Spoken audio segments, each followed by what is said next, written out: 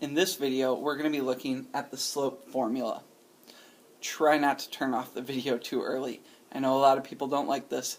Hang with it. It's not that bad. Our objectives. Understand what the slope formula is. Understand how to use the slope formula to find slope. Vocabulary. Slope. Movement or slant of a line. Slope formula.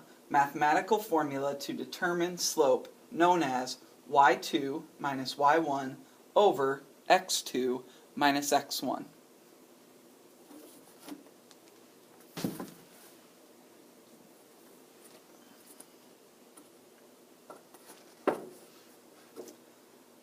The first thing that we want to do is look at where the slope formula comes from.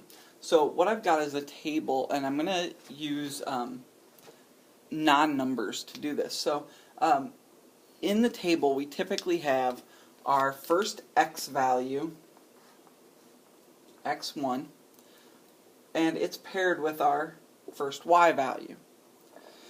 The reason we call it x1 and y1 is it's first in the order. Then we would have our second x value and our second y value.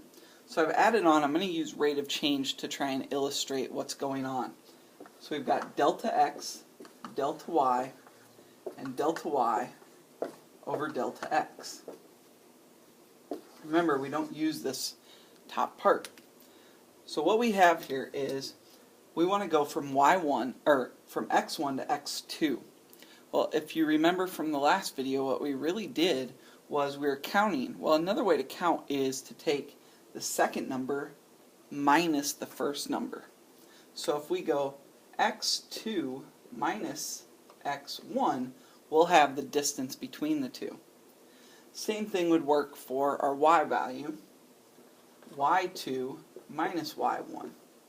So then when we make our fraction, on the top would be our delta y, which encompasses all of that math problem, y2 minus y1, and all of our x on the bottom, x2 minus x1. And that's where the formula y2 minus y1 over x2 minus x1 comes from.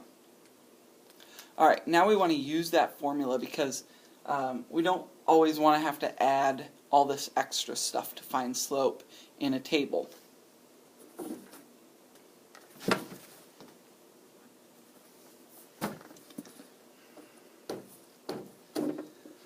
So what I've got here is I have two points that are in a line. I want to find the slope created from these 2 points. So what I like to do is I like to label them just so that I visually have something to work from. So every ordered pair has an x and a y. Okay? And this first, what I always do is I look at the x values, which one's smaller. So 3 is smaller than 5. So this is going to be my x1. y1 is always paired with it. This will be my x2, my y2. And now it's just putting the numbers in for the correct spot. So first I need y2, which is -1 here. Make sure you always write down a subtraction sign. Okay? It's important that we're always using subtraction. We're never adding. Now, if we subtract a negative, that turns into addition, but we're never starting with an addition problem. Alright, then we need our y1, which here is 8,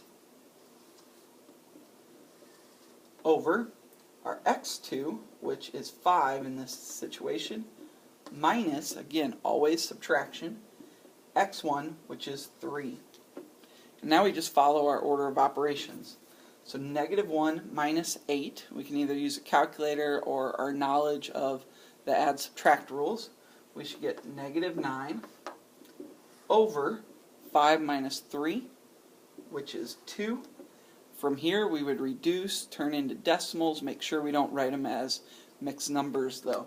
So we've got -9 over 2, so there's 2 possibilities. We can write it -9 over 2 as in the fraction, or we can turn that into the decimal, -4.5. So both of those would be our slope. Okay, we're going to practice this one more time, and then I've got a problem that I'd like you to try and bring to class. Thank you.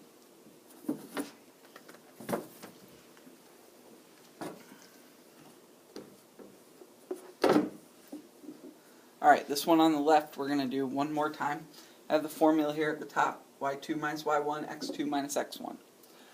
Alright, so always label, just helps us put things in the right spot. X, y, x, y. Okay, I've got a -1 and a +2. Well, -1 is smaller, so this one's going to be 1s and this one's going to be 2s. Always look for that smaller x value to be your 1s. That way you'll have less negatives to deal with. So y2 goes first, so that's going to be 12. Always subtracting. y1 is 3. x2 is 2. Minus, always subtracting. x1 is -1, and this is where I was talking about how sometimes you might minus a negative. So we're going to get 12 minus 3, which is 9. On the bottom we have 2 minus -1, which we know is really 2 plus 1. So 2 plus 1 gives us 3. So now we have 9 over 3. We reduce or divide this out if we can, and we should get a slope of 3 for this situation. Alright, now I'd like you to try on your own. We have the point 4 comma -2 and the point 8 comma -5. I'd like you to see what you get for a slope for that. If there are any questions or anything that you didn't get, make sure you pause, rewind, and rewatch, and bring any questions that the video didn't answer for you to class. Thank you.